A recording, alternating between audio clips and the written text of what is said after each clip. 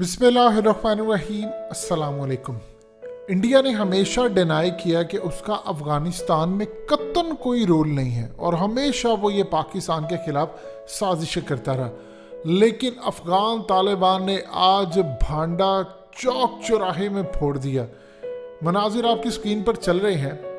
India ने अपने कंधार के अंदर जो कॉन्सुलेट था उसको फौरी तौर पर शट डाउन किया है। जैसे ही अफगान तालिबान कंधार में पहुंच चुके हैं, मेजर सिटीज उन्होंने फतह कर ली हैं। जाहिर सी बात है, अब उन्होंने उस कॉन्सुलेट की जानिब बढ़ना था जहां पर इंडिया ने टीटीपी, दाइश और बीएलए के लोगों को छुपा कर रखा।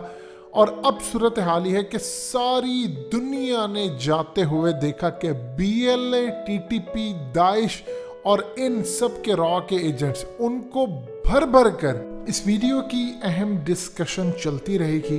लेकिन इससे पहले आप वीडियो को लाइक करें, हकीकत टीवी को सब्सक्राइब कर लें और बेल आइकन पर ज़रूर क्लिक करें। अफगानिस्तान के अंदर कंधार से काबुल कॉन्सुलेट में पहुंचाया गया और पूरी दुनिया ने ये मनाजिर देखे और इंडिया इस वक्त इतना पैनिक में है। एक तो सलमा डैम का मामला उनसे हजम ही नहीं हो पा रहा कि 290 मिलियन डॉलर का वो मोदी की जफ्फियाँ डाल डाल कर जिस तरह उन्होंने अशरफ गनी के साथ अपना मामला तय किया, उसके बाद जो सूरत हाल अब है, इसका तो खैर उन्हें अंदाज़ा ही नहीं था कि इस लेवल पर जाएगा। लेकिन अब जो सूरत हाल ये है कि एजेंट्स जो उनके पास थे, आप ये देखिए कि उन्होंने असल में एक काम किया है कि उन्होंने इनको छोड़कर भाग नहीं गए या कुछ नहीं कर दिया। दो उसकी वजूहात हैं। एक तो यह है कि पूरी दुनिया के अंदर सूरत हाल इस तरह हो तो आप गद्दार आपके साथ फिर काम नहीं करते, आप ये सोचते हैं कि इस शख्स ने काम नहीं किया, इंडिया ने हमें छोड़ दिया है, तो बात आगे तक फैलती है। दूसरी बात यह है कि काबुल में उनको लड़ाना है। ये इंपॉर्टेंट चीज़ है कि दाइश, टीटीपी और इनके लोगों को पहुंचा दिया, क्योंकि असल लड़ाई तो है काबुल तक जानी, जिसने वो फतह किया हुकूमत उसकी। वैसे तो अगर आप इस मैप को भी देख लें तो इस मैप के ज़रिए आपको ये नहीं पता चल सकता कि 85% इलाकों पर तो वो ऑलरेडी काबिज हो चुके हैं, यानी फतह कर लिया है और अमेरिका और इनके हाथ से निकल चुका है। अब आप ये देखें कि अफ़गान हुकूमत के इस वक्त वज़ीर और उनके जो मशीर हैं वो इंडिया से डायरेक्टली ओपनली मदद मांग रहे हैं कि आए हमारी मदद करें, और इंडिया जो एलिमेंट्स हैं उनको लेकर काबुल चला गया। कितनी देर तक इन्होंने असल में काबुल में ले जाकर उनको लड़वाना है ताकि ये पहुंच ना सके। देखिए, कंधार के अंदर अगर ये मर जाते हैं, इनको कुछ हो जाता है, तो फिर उनके लिए कोई मामला नहीं है, क्योंकि सेकंड लार्जेस्ट जो प्रोविंस है वो कंधार है। आगे इन्होंने लेकर जाना है उनको काबुल तक, ताकि काबुल में लड़ाई हो और बड़े लेवल, क्योंकि वो तो आखिरी लड़ाई है। और यहाँ तक तो जाकर उन्होंने हर सूरत इनको कहना है लड़ो। जब ये देखेंगे कि वो हार गए हैं तो ये वहाँ से चार्टर तैयारा करेंगे, निकल जाएंगे। लेकिन एक बात याद रखिएगा, इस दफ़ा अफ़गान तालिबान छोड़ेंगे नहीं। अगर इनके यहाँ से, यानी मिसाल के तौर पर यहाँ से पकड़े ये चीज़ें जाती तो इनको छोड़ना नहीं। उन्होंने हो सकता है काबुल पहुँचकर वो इनके उड़ते हुए जो जहाज़ है उनको भी मिसाइल मारकर गिरा दे। बाद में इंडिया चीखता रही थी हमारे डिप्लोमेट मार दी, सफारतकार मार दी, अब ये तो जंग होगी वो होगी। इन लोगों ने असल में बड़ी स्ट्रेटजी के साथ चल रहे हैं। अफ़गान तालिबान की जो बेहतरीन स्ट्रेटजी अभी तक सामने आ रही है वो ये है कि लड़ाई के बगैर काम हो। देखिए, जहाँ जहाँ उनको लगा कि लड़ाई के बगैर काम हो सकता है, उन्होंने वहाँ के जो लोकल उलमा थे उनके ज़रिए ऐलानात करवाए। पहले उनको भेजते हैं कि जो दोनों पार्टीज़ के साथ होते कि आप यहाँ से सरेंडर कर दें। इसीलिए आप देख सकते हैं बहुत सारे इलाकों में उन्होंने हैंड ओवर करना शुरू कर दी। इवन के खुद हथियार, चीज़ें, अमेरिका की गाड़ियाँ इस तरह उनके हाथ में आई हैं कि सोच नहीं सकते। अफ़गान तालिबान चाहते ये हैं कि जो एयर फोर्स है, जहाँ पर उनको हमेशा कमी महसूस हुई, जहाँ पर वो लैग करते हैं, कि एयर फोर्स के अंदर जो उनके लोग हैं वो लड़ाई ना करें, वो स्ट्राइक ना करें और वो चुप करके हमारे साथ मिल जाए, हैंड ओवर कर दे तमाम चीज़ें, हम उनको अमन दे देंगे। देखिए, पायलट इतने बेवकूफ़ नहीं है कि वो इनके साथ लड़े, लेकिन कुछ ऐसे हैं जिनको ना तो अब अमेरिका पनाह दे रहा। आप जानते हैं कि अमेरिका बहुत सारे लोगों को इस वक्त पनाह नहीं दे रहा। अगर वो इनको पनाह दे देता है तो फिर आगे सूरत हाल क्या होगी? वो ये देखता है कि अगर सारे निकल कर आ गए तो अफगानिस्तान में लड़ना किसने, इसलिए उसने बहुत सारे लोगों को वीज़े देना बंद कर दिए। बाइडन इतना आसानी से सरेंडर नहीं करने वाला।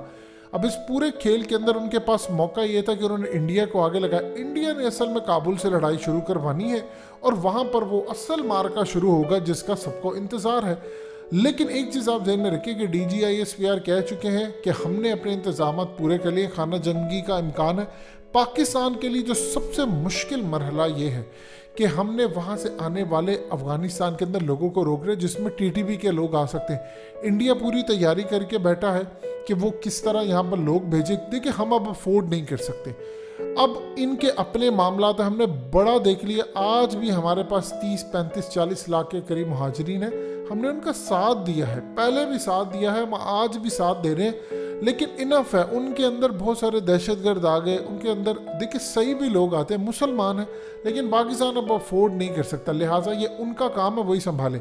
आप ये देखिए कि वो लोग यहाँ आने की बजाय कंधार में या अफगान तालिबान के साथ मिलकर इंडिया पर क्यों नहीं चढ़ाई करते। इंडिया ने डैम ये वो सारा कुछ पैसा दिया और वो ये सोचते थे कि जी हम इनको देकर इनको कैप्चर कर लेंगे।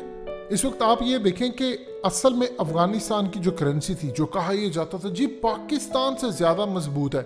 कैसे मजबूत थी उसकी करेंसी? अमेरिका वहां से अरबों डॉलर्स एड यहाँ पर देता था और यहाँ पर सूरत हाल थी कि करेंसी उनकी बिल्कुल पाकिस्तान से ज्यादा। यानी आप ये देखिए कि 65 रुपीज़ का एक अफगान या 70 का एक अफगान। अब सूरत हाल ये है कि वो गिरता गिरता गिरता इस वक्त तकरीबन 82 रुपये का हो गया है और वहाँ से भी आपको गिरता होगा ये 160, 70 यानी उससे भी ऊपर जाएगा। जब जाहिर सी बात है बाहर से पैसा ही नहीं आएगा तो करेंसी तो इसी तरह रहेगी। तो इस पूरे खेल के अंदर अमेरिका का मामला, जितनी भी इन्होंने कोशिश की थी करेंसी स्टेबल करने की, एक वक्त ये होता था कि पाकिस्तानी अगर 500 रुपया लेकर कोई अफगानिस्तान में जाता था तो वो चिट्टाई बिछा लेते थे।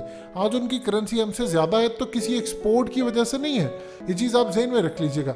देखिए एक चीज़ आप समझ लें, अफगानिस्तान तकरीबन पूरी दुनिया का 85% ग्लोबल जो प्रोडक्शन है अफ्यूम की वो यहाँ से काश्त होती है। यूनाइटेड नेशन इसकी रिपोर्ट जारी की और यूनाइटेड नेशन ये कह रही है कि ये बढ़ती जा रही है, डे बाय डे बढ़ती जा रही है और पूरी दुनिया के अंदर इस वक्त मंशियात की जो ख़ास तौर पर स्मगलिंग होती है पाकिस्तान से लेकर हर जगह जाती है। पूरी दुनिया के अंदर इस वक्त क्राइसिस आ रहा है क्योंकि पिछली दफ़ा जब अफगान तालिबान आए थे तो उन्होंने आकर इस पर लगा दी थी पाबंदी, ज़ीरो काश्त हो गई थी और उससे क्राइसिस पैदा हो गया था। अब भी यही होने जा रहा है। अब जाहिर सी बात है इस वक्त तो वो यूज़ कर सकते हैं इसको, मंशियात के अंदर जो चीज़ें आपको बहुत सारी मिलती है वो दवाइयों में भी यूज़ होती हैं।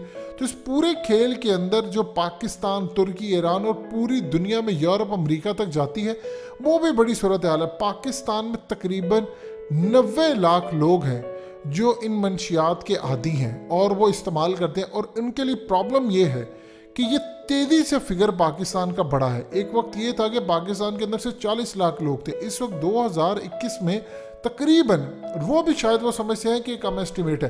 तो अफगान तालिबान ने इन सब को रोककर इंटरनेशनल जो मार्केट है उसमें भी हलचल मचा दी है क्योंकि वो सोच रहे हैं कि पता नहीं मिलेगा कि नहीं, वापस वाली सूरत हाल होगी। तो पूरी दुनिया के अंदर 85% जहाँ से जाती है ग्लोबल प्रोडक्शन, अगर वहाँ से क्राइसिस पैदा हो जाए तो आप सोच रहे बाकी क्या होगा, क्योंकि रॉ फॉर्म के अंदर यहाँ से भेजी जाती है, बागी वो जाकर उसको पूरी तरह तैयार किया जाता है। लेकिन अगर यहाँ से ही चली जाएगी यानी यहाँ से रुक जाएगी, कोई मामला आगे नहीं जाएगा, तो फिर उसके बाद तो पूरी तरह क्राइसिस पैदा हो जाएगा।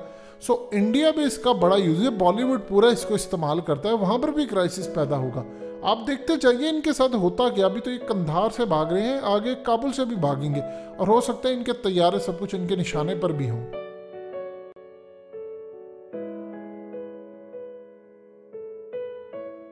हकीकत टीवी को सब्सक्राइब करना मत भूलें, वीडियो को लाइक करें, शेयर करें और कमेंट सेक्शन में अपनी राय का इजहार ज़रूर करें।